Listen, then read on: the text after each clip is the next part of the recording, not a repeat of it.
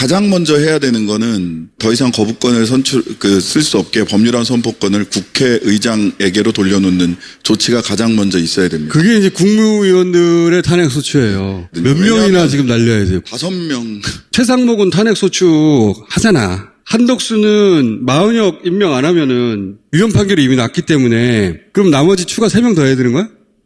그래야 되는 거죠. 따박따박론과 일괄론이 있죠. 근데 따박따박을 그거는 어떻게 해? 시간이 없는데. 네, 그래서 저는 일괄이 맞다. 왜냐하면 법안을 공포를 하려고 하더라도 15일이 필요해요. 법안이 본회의에서 통과가 돼서 행정부로 가요. 정부에서 국무회의가 없어서 법안 공포를 못해요.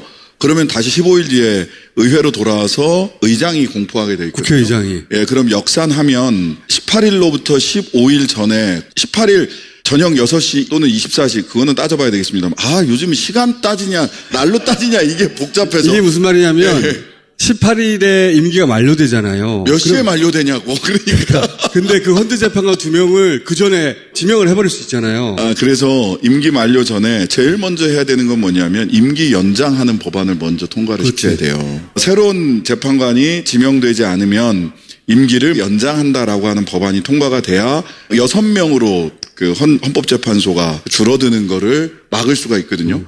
근데 거부권 쓸 거거든.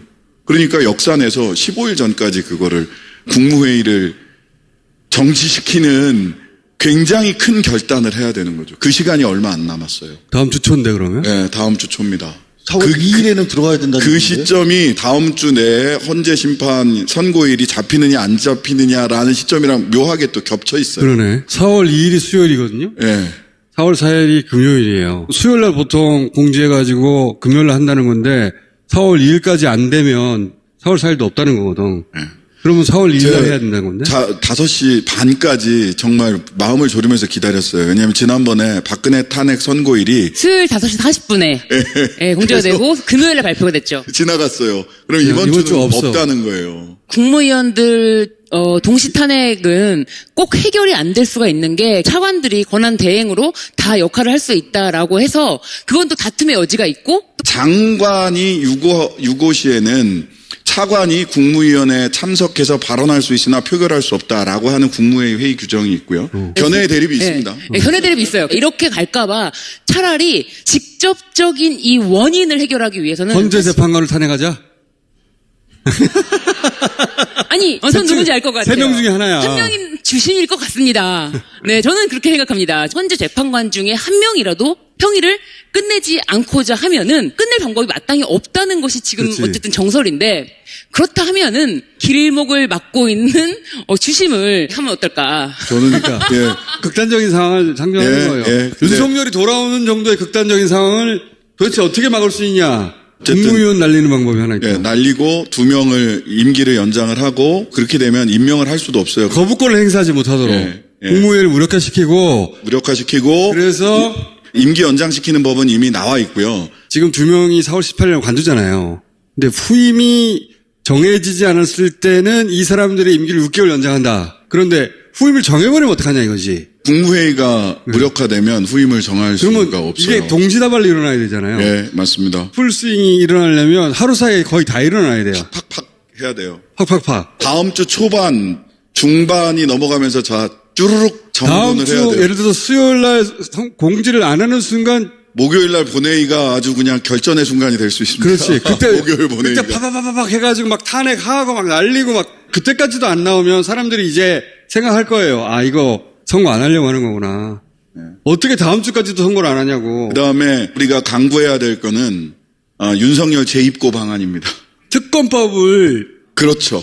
그다음에 특검법이 통과된다는 얘기예요. 15일 있다가. 각종 특검법을 쫙쫙쫙쫙 통과시키고요. 그다음에 상설특검법. 상설특검은 일반 특검보다 빠르게 수사를 진행할 수 있고 구성하고 빠르게 해서 상설특검으로 일단 재입고를 시켜야 된다. 아니, 당연하죠. 자, 우리는 이제 극단적인 얘기를 하는 거예요. 완전 극단적인 그냥 머릿속에 그냥 영화예요, 영화. 사실 네. 8대0 선고 날 텐데 네. 흉악한 놈들이 이상한 짓을 하면 그러면 우리는 풀스윙을 어떻게 준비하고 있을까? 지금 이분들 표정이 오랜만에 한 3시간 마음 편했는데 이것들이 앞에서 또 지금 속을 뒤집어 놓네라는 표정이거든요.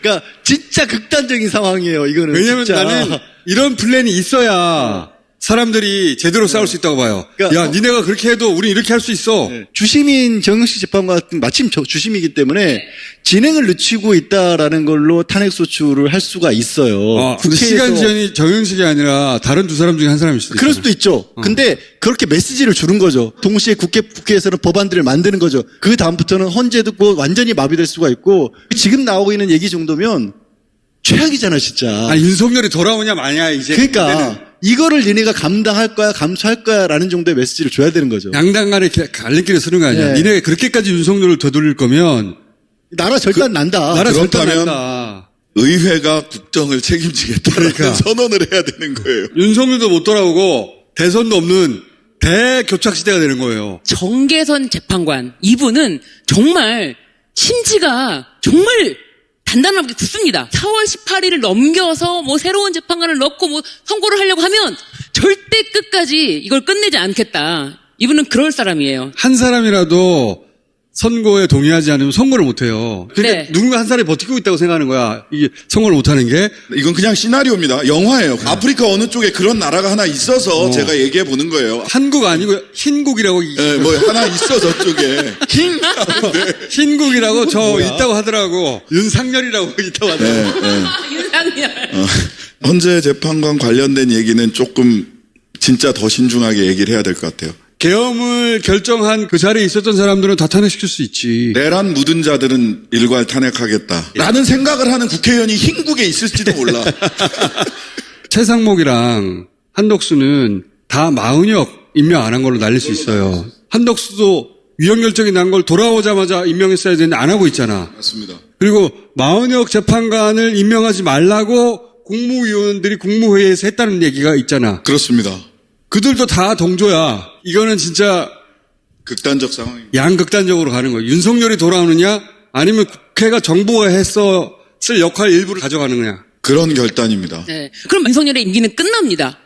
2년을 버티는 거야 그러면. 그러니까요. 우리 역사의 대교착 시대로 기록되겠지. 그럼 2년 동안 정영식- 국가가 파국으로 간다는 그쪽으로 가려고 했다가는 그런 정도의 압박이 있어야. 다음 달 14일부터 윤석열 형사재판이 시작되잖아요. 근데 1심 판사가 지기현이야.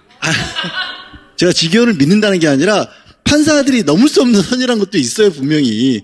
그때 지기현은 넘었잖아. 이재명 1심 판사도 넘었어요. 넘었어요. 세게 넘었죠. 심우정도 넘었지. 넘었고. 아니, 내란을 어떻게 봐줘? 나도 그렇게 생각하는데 내란 수결을 풀어줬단 말이야. 그러니까 판사들의 양심에 모든 걸 올인할 수는 없다 이제. 그러면 다음 주 말까지 선고 기일이 잡히지 않으면 탄핵소추 주심에 대해서는 들어갈 수밖에 없다. 한국에서 벌어질 일은 아니고 흰국에서 벌어질 일. 저한테 손을 이렇게 하지 마세요. 멀티버스로 하죠, 멀티버스. 지구 635 정도로 합시다. 거기서도 거업이야? 모르지, 거기선 내가 공장장일 수도 있고. 내가 영부인일 수도 있고. 굉장히 이런 얘기를- 위험한 곳에 내가 지금 나왔는데 나중에 이거 박제된다 나. 큰일 그러니까 났다 이거. 우리 신장시 의원은 그렇게 하자는 게 아니라. 아 그러니까 멀티버스 상상의 상상의 날에 풀 스윙을 상상의 할 때 멀티버스. 가설이 어떤 게 가능한가. 일로 가면 진짜 대난장의 시대죠.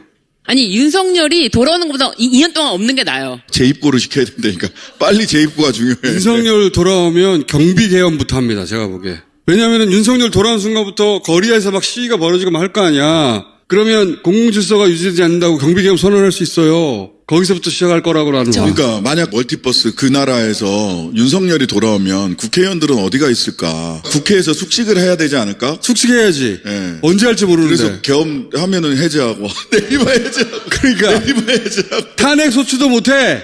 탄핵 소추해서 헌재에 가봐야 돌아오는데 뭐. 그럼 계속 개판이야, 내리면 나라가, 해제하고, 그러면. 내리면 해제하고. 그 중에 하나 성공하면 되는 거 아니야, 윤석열은 그러면. 그러면 그 나라에서는 아마 군부 독재가 다시 나오지 않을까.